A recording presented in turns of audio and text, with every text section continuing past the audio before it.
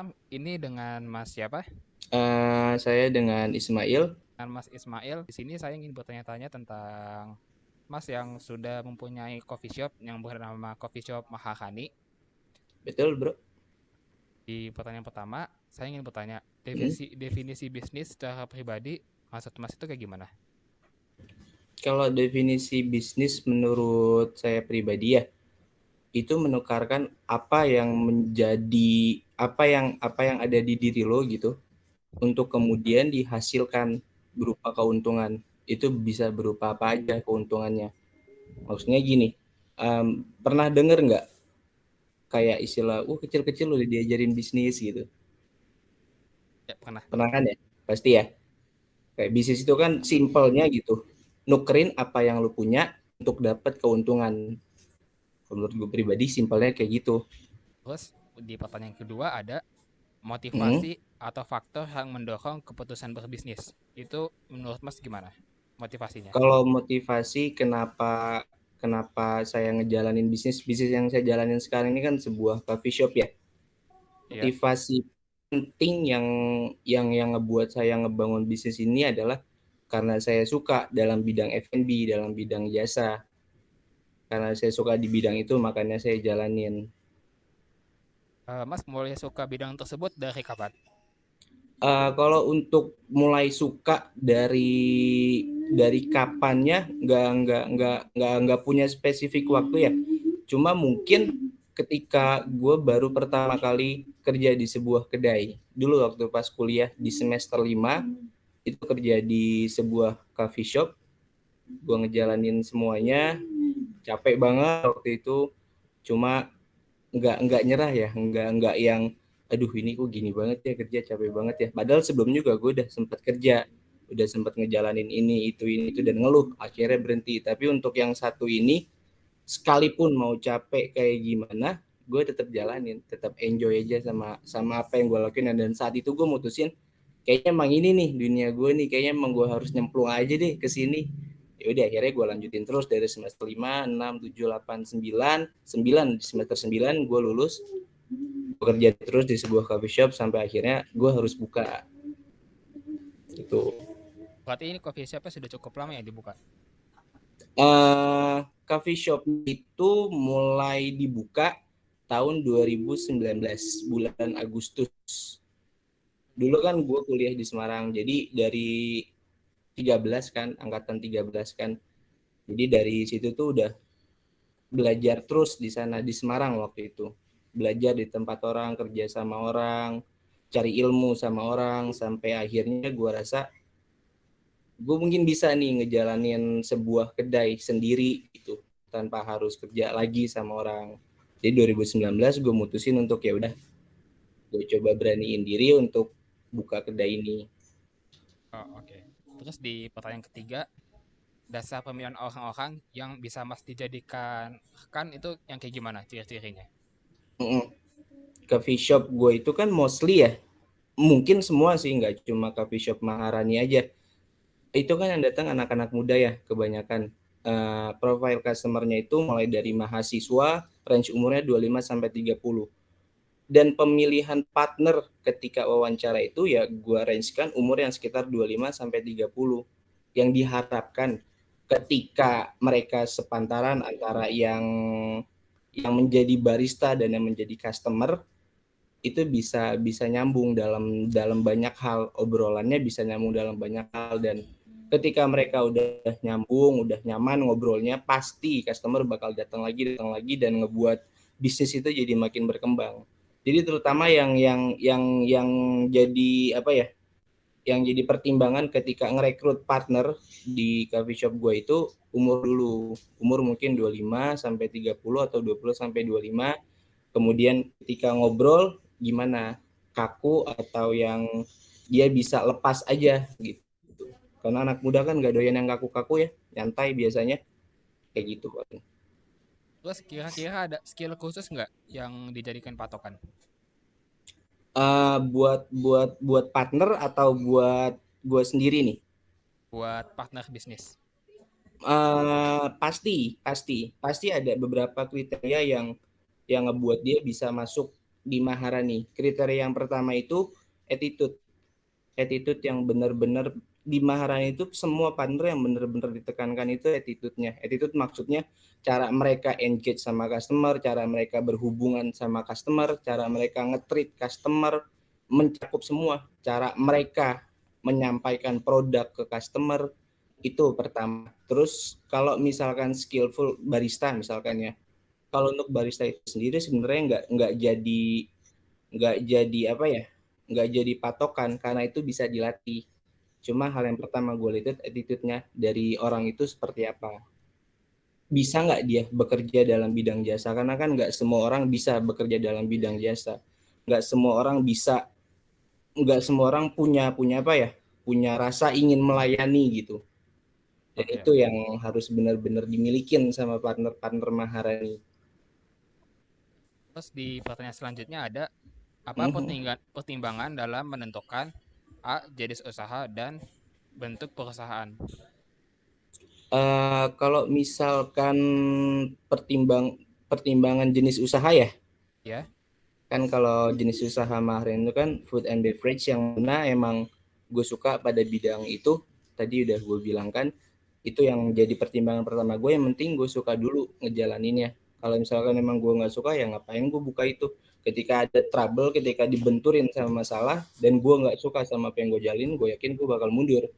Tapi kalau gue udah suka di bidang itu, mau dibenturin masalah sekeras apapun, contoh kayak masalah sekarang udah setahun setengah kali ya kita pandemi kayak gini ya, itu gue nggak yang putus asa karena gue suka, karena ada motivasi lebih ketika gue ngejalanin ini. Jadi ya itu tadi, hal yang gue suka dulu yang gue jalanin. Pertimbangan kedua apa tadi? Jenis eh, usaha ya. untuk perusahaan. Nah, iya. Siapa? Berarti ini untuk yang pertanyaan kedua kayak bentuk Siapa? kenapa bentuk perusahaannya milih coffee shop emang tadi sudah dijawab Bukan. ya karena masnya suka akan bidang ini. Iya tadi berarti sudah dijawab langsung. Oke. Terus bagaimana Mas bisa menentukan struktur organisasi untuk menemukan kalau orang itu tepat di posisi itu? Di Maharani itu kita ada sebutan junior barista, senior barista, dan head barista. Waktu sih mas, waktu. Jadi nggak yang ketika gue ngerekrut partner itu bukan yang langsung sebagai head bar atau bukan yang sebagai senior barista, tapi semua itu dari awal, dari junior barista juga. Seiring berjalannya waktu, gue bisa lihat tanggung jawab yang dia jalanin kayak gimana, terus sense of belonging dia ke tempat Maharani itu seperti apa. Nah dari situ nanti bisa kelihatan, gue bisa jadiin ini sebagai senior barista, gue bisa jadiin ini sebagai head barista. Kayak sekarang misalkan gue punya head barista ada di situ namanya si Ridwan Ciwai kan ya. Nah itu Wicak, senior barista Maharani, ada Ciwai head baristanya. Nah jadi yang ngebuat gue berani gitu, ngebuat struktur ini ada head barista, itu waktu. Nanti kan gue bisa lihat dia gimana kinerjanya, dia gimana sama tanggung jawabnya dia, kayak gitu. Langkah Mas untuk membangun brand perusahaan ini itu seperti apa?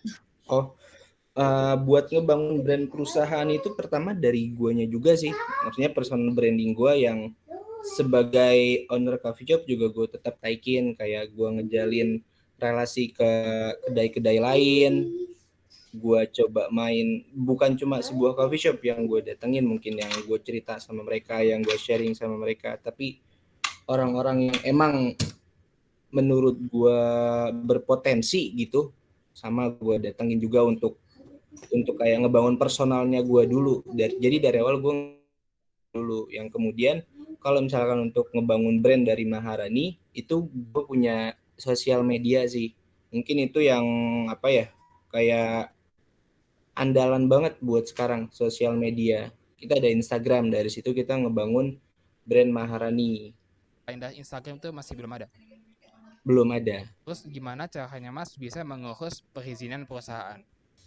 Gampang sih kalau untuk ngurus SIUP ya, surat izin usaha perseorangan, itu tinggal datang ke kecamatan, kayak ya udah lokasi berkas-berkas yang emang diminta sama mereka, nanti dibuatin suratnya. Untuk Karena ini kan gue ngurus usaha perseorangan ya, bukan yang dalam bentuk PT. Mungkin kalau dalam bentuk PT bisa lebih ribet lagi prosesnya. Cuma kalau siup itu gampang, tinggal ya, datang ke kecamatan. kira-kira untuk siup itu jadinya berapa lama? Seminggu Kemarin atau sih gue 3 mingguan kayaknya. Uh, 3 mingguan baru jadi? iya, Terus resiko yang pernah dan mungkin akan dihadapi selama menjalankan bisnis ini? banyak banget sih. Banyak banget. Kayak sekarang yang lagi dialamin, yang lagi benar-benar terasa banget kan pandemi ini kan. 1 tahun setengah lebih, terus masalah juga nggak datang dari luar, dari dalam, dari partner yang kurang kooperatif, gitu. Banyak banget. Sekarang yang paling berasa ya pandemi ini Itu yang paling berasa masih yang pandemi saat ini ya. masih. Kira-kira waktu pandemi itu sempat tutup gak? Kan ada tuh yang disuruh tutup kira-kira seminggu. Mm-mm. Tutup. Kita ngikutin aturan dari pemerintah aja. Policy-nya minta kedai tutup, kita tutup. Policy-nya minta kedai buka sampai jam 8, ya kita buka sampai jam 8. Dan waktu itu pernah juga di awal awal awal pandemik yang bulan Maret ya, kalau nggak salah ya Maret. Ya, bulan Maret tahun 2020 lalu itu kan kita bener-bener nggak boleh buka sama sekali Ya, pas lockdown itu. 3 bulan tutup waktu itu. pas PSBB ya. Benar-benar tutup. Iya, itu gawat banget itu waktu itu. Cuma ya lancar alhamdulillah setelah itu. Alhamdulillah masih lancar. Terus di pertanyaan berikutnya, bagaimana mengatur pengelolaan keuangan perusahaan? Itu biasanya ngaturnya gimana di keuangan itu? eh Kalau setiap hari kita ada kayak buying, ada sales, itu tinggal dicatat aja buyingnya apa, debit ya, gampangnya debit sama kreditnya aja dicatat per harinya kita. Sama nanti per minggunya kalau dari gue sendiri gue bakal apa ya, kayak ngerekap semuanya, pemasukan sama pengeluaran, seberapa seberapa banyak persenan untuk pengeluaran itu doang. Biasanya untuk Karena kan masih perusahaan, masih kedai yang belum gede dan belum banyak cabangnya, jadi untuk pengaturan keuangannya masih semudah itu, masih segampang itu. kira-kira untuk pencatatannya masih ditulis di kertas atau sudah menggunakan suatu aplikasi? Ada, kalau misal kita udah pakai POS, sebenarnya udah ada POS, udah ada point of sales-nya. Di situ udah masuk semuanya. Sales hari itu berapa, per bulan berapa, atau bahkan per tahun berapa, udah masuk di situ semuanya. Cuma kita tetap nyatet secara manual, tetap nyatet secara di kertas. Mungkin ya, tidak ada loss data ya. Ya, jadi punya beberapa sumber lah gitu. Oke. Terus yang di pertanyaan selanjutnya ada, apa saja jenis transaksi yang berlangsung dan menggunakan metode pembayaran dalam bentuk apa? Kalau untuk metode pembayaran kita ada cash sama cashless. Cashlessnya itu bisa pakai debit, terus ada QRIS. QRIS itu bisa dipakai untuk GoPay, Dana, Link Aja, sama OVO. Udah Biasanya aman, udah bisa, biasanya pelanggan udah bisa cashless. biasanya untuk pelanggan itu dia lebih suka untuk menggunakan cashless atau menggunakan cash langsung. Mostly lebih banyak menggunakan cash sih ya. Cash. Dibanding cashless lebih banyak cash. Terus di pertanyaan selanjutnya, apa yang harus disiapkan saat mengajukan proposal proyek dan bagaimana bentuk atau format baik untuk sebuah proposal bisnis? Buat Maharani gue belum pernah mungkin ya, belum pernah buat proposal proyek, jadi nggak tahu juga idealnya proposal proyek itu yang kayak gimana. Tapi kalau misalkan ada orang yang semisal ya pengen naruh proposal proyek untuk Maharani, nggak punya format khusus sih dari gue. Biasanya kalau berarti nggak ada format khusus untuk Mm-mm. misalkan saya ngirim proposal ke masnya belum ada format khususnya. Yang penting kan jelas aja kan maksud dari proposalnya apa. Di pertanyaan selanjutnya, apa yang harus dilakukan untuk mengingat loyalitas klien? Banyak banget yang bisa dilakukan sih, kayak tadi di awal pertama apa ngerekrut karyawan itu kan yang bener-bener nilai yang gue ambil itu attitude. Nah, itu gue pengen banget semua barista, semua partner yang ada di Maharani punya attitude bisa ngerangkul customer, bisa berkomunikasi dengan customer. Karena gue percaya customer itu datang bukan beli produk gue, customer itu datang bukan pengen minum atau gimana. Itu mungkin tujuan mereka, tapi itu bukan yang pertama. Tapi yang gue lihat tujuan mereka pertama datang itu, ini tempat enak, ini tempat ramah, penyampaian produknya. Jadi bukan soal apa yang gue jual di sana, tapi gimana gue ngejual produk gue gitu. Dan gue berharap barista-barista di Maharani, partner-partner di Maharani itu bisa menyampaikan dengan baik apa yang mereka jual. Gimana mereka nyampaikannya sih yang paling gue tekenin. Menurut Mas sendiri, klien yang ideal itu seperti apa? eh Klien yang ideal, customer yang ideal ya. Kalau buat kedai gua ya, bisa bisa bisa bisa sama-sama masuk gitu, masuk dalam artian ngobrolnya enak gitu. Nggak, karena kan menurut gua nggak semua tentang duit, nggak semua tentang money kan berbisnis kan. Bisnis bakal jalan ketika lu bisa ngejalin komunikasi dengan baik sama customer lu. Jadi customer yang ideal sama gue tuh customer yang bisa ngobrol asik sama barista-barista gue, sama partner-partner gue. Karena kalau mereka udah asik kan pasti mereka datang lagi, bakal spend money lagi, ya nggak? Jadi bukan Iya, customer benar. yang jajan sampai 500.000, yang sampai sejuta, bukan. Tapi customer yang bisa sama-sama masuk dengan partner di Maharani. Itu udah ideal banget sih. Kayak misalkan lu datang ke Maharani nih, lu ngobrol sama partner di sana, sama Wicak, sama Ciwai, misalkan ada 2 orang kan di sana kan. Lalu nyaman sama mereka, lu enak duduk ngobrol sama mereka. Ya besok-besok kalau lu main, lu nggak usah kemana-mana lagi, nih udah gue ke Maharani aja deh. Gue udah kenal sama dia, udah asik sama dia. Ya kan? Iya, Feedbacknya benar. kan lu bakal spend money lagi ke tempat gue. Terus gimana sih Mas menilai bisnis Mas saat ini? Penilaiannya? Bisnis gue saat ini ya, nggak mencoba untuk puas, tapi gue ngelihat Maharani growing so fast dengan tempat-tempat yang lain dengan keadaan pandemi kayak begini. Kalau misalkan gue mau lihat ke beberapa waktu sebelum saat ini, gue berpikir kok bisa gitu, kok bisa growing cepet banget gitu, sampai sampai gue ada penambahan lantai 2, sampai customer reguler gue juga dapat banyak buat sekarang ini. Gak nyangka aja ternyata Maharani itu welcome gitu, disambut sama market di Galaxy. That's good, bagus banget sih menurut gue. Buat gue bukan karena ini punya gue ya, tapi gue ngelihat juga dari tempat-tempat lain yang di saat kayak begini banyak yang gulung tikar gitu, sedangkan Maharani masih bisa tetap survive, dan bagus menurut gue growing so fast. Kira-kira Mahakan ini jam KB-nya di hari apa ya? Oh, trafficnya kayak kalau buat semua traffic di Galaxy itu Jumat, Sabtu, Minggu tuh udah padat banget trafficnya. Kalau hari-hari biasa ya kadang nyantai, kadangnya padat. Itu nggak bisa ditentuin juga sih. Cuma kalau misalkan mau yang kayak udah otomatis rame gitu, itu Jumat, Sabtu, Minggu. Jumat juga kadang nggak terlalu, tapi Sabtu malam Minggu itu yang udah kayak gitulah ramenya Galaxy. Untuk mengembangkan bisnis kayak gini atau sebelumnya Mas perlu mentor nggak? Ada pasti ada lah. Kayak gimana ya? Orang yang jalanin bisnis atau orang yang, gue lagi nyari ilmu kan ya di bisnis gue ini, gue sembari nyari ilmu gitu. Orang yang cari ilmu tanpa ada mentor itu kan kayak kayak apa ya? Kayak pohon bro, kayak pohon yang nggak pernah disiramin air gitu, nggak bakal tumbuh, ya nggak. Ya. Sekalipun tumbuh nggak berbuah gitu.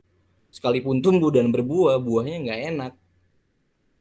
Jadi gue perlu mentor, gue pasti perlu mentor. Dan mentor gue yang paling apa ya, yang paling dulu ya, kalau misalkan gue di coffee shop ya kan, gue owner gue sendiri, gue banyak nanya sama mereka, gimana sih bang, gimana sih buat ngejalanin ini, buat ngejalanin itu, gimana kalau misalkan tiba-tiba nanti gue buka kedai dan gue dibenturin sama masalah seperti ini, sama masalah seperti itu dulu. Tapi buat sekarang mentor gue ya orang-orang terdekat gue, ya istri gue, ya bokap nyokap gue, ya kakak gue, ya partner-partner gue, atau bahkan customer gue pun bisa gue jadiin mentor. Mentor kan bisa siapa aja sebenarnya, ya enggak? Iya. Customer gue yang gue coba ngobrol sama mereka, kebutuhan mereka apa, ada saran apa buat tempat gue, kayak gitu. Jadi perlu banget mentor. Kan di Galaxy sekarang udah banyak nih coffee shop. Oh iya, betul. Hal apa Betul, yang itu bisa udah banyak banget. bikin survive Ah, di bisnis kayak gini? eh dulu waktu pas sebelum gue buka di Galaxy itu,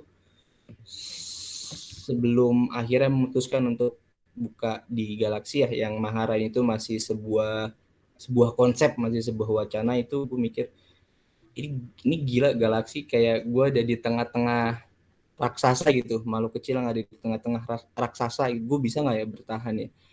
Tapi ya gue punya prinsip yang mungkin lu juga percaya gitu, nggak tahu sih lu percaya apa enggak, tapi ya gue harap percaya kalau rezeki itu kan nggak bakal ketukar, Ya, ya enggak. Nah betul. itu satu yang gue pegang, kalau gue udah percaya itu kan, ya udah gue bakal tenang ngejalanin, rezeki gue udah pasti disiapin gitu, sisanya tinggal langkah-langkah lain yang gue ambil, langkah-langkah apa ya, kayak langkah-langkah duniawi lah gitu, sabar, terus apa ya, teliti gitu, terus banyak-banyak banyak-banyak apa ya, banyak-banyak berkaca. Berkaca tuh nggak cuma dari kedai lain, tapi dari pribadi orang lain juga, pribadi orang yang gue lihat kok bisnisnya dia bisa maju gitu, sedangkan gue misalkan masih stuck aja di sini. Karena kan bisnis itu bukan tergantung tempatnya itu, tapi apa ya, kayak man behind the gun-nya itu siapa gitu. Bisnis kan cerminan dari si ownernya.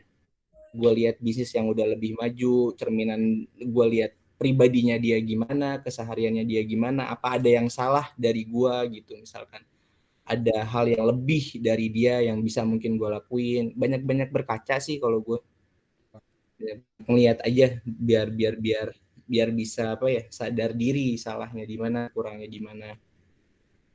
Apalagi di Galaxy kan, yang coffee shop gede udah banyak banget. Terus kira-kira ada nggak di Coffee Maha ini yang bisa dijadikan hal yang identik? Jadi kalau sekali orang ngomongin biar tahu, oh itu pasti Coffee Maha kan nih. Ada ada kalau dari gue sih ya, gue ngerasa kalau misalkan gue sebagai customer ya, kalau gue sebagai customer gitu, gue coba mengesampingkan diri gue sebagai customer Maharani gitu.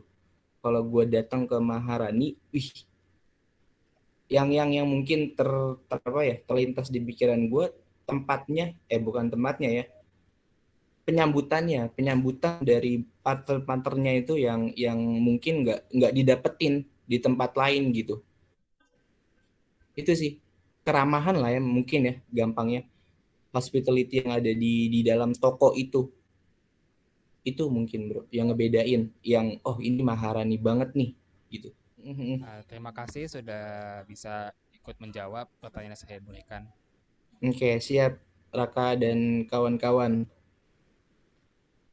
Ya, karena sudah tidak ada pertanyaan lagi, terima kasih Mas ya. Selamat malam. Sama-sama. Sorry ya tadi nungguin lama di toko, gue malah nggak datang. Iya, nggak apa-apa, nggak apa-apa.